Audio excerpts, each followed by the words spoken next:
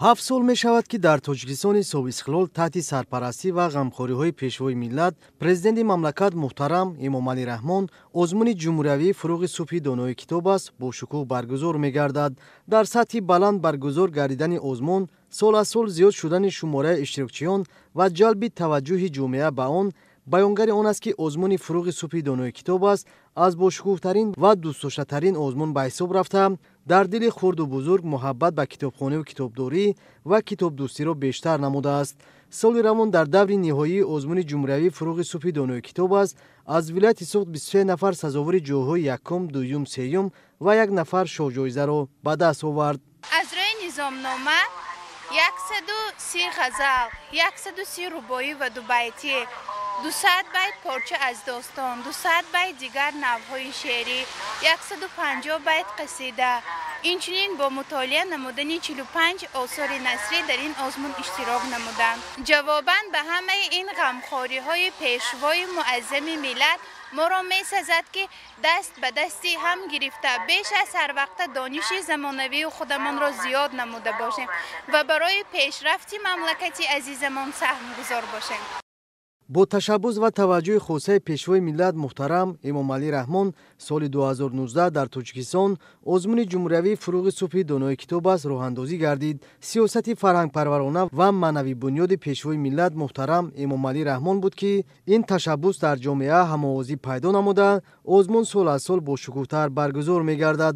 از روی معلومات مسئولین مرکز تحصیلات علاوگی ولایت سوخت در سال اول برگزاری آزمون یعنی سال 2019 همگی 3 نفر از ولایت سوخت در دور نهایی آن غالب گردیدند با گرفتن جایهای نمایان مشرف شدند. تحلیل‌های ما نشان داد که سال 2020 در دور جمهوری آزمون فروغ صبحی دانای کتاب است از ولایت سوخت 17 نفر غالب آمدند. شاهجایزه آزمون نصیب رعنا نصرالدینова ساکن شهر پنجکن گرده بود.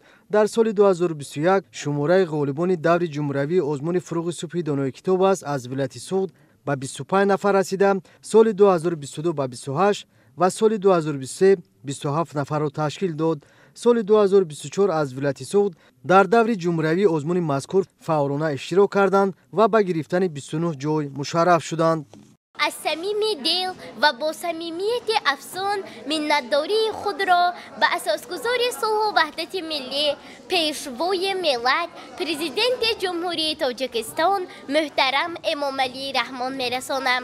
به شبهه فروغ‌های درخشان این آزمون مدنی بر قلب‌های ما اثر کرده و محبت کتابخوانی و کتاب دوستی، میهم پرستی و خودآگاهی و پیش از همه محبت پیشوای ملت در دلهای ما شعله‌ور گردیده است که این طلوع درخشان هرگز خاموش نخواهد شد.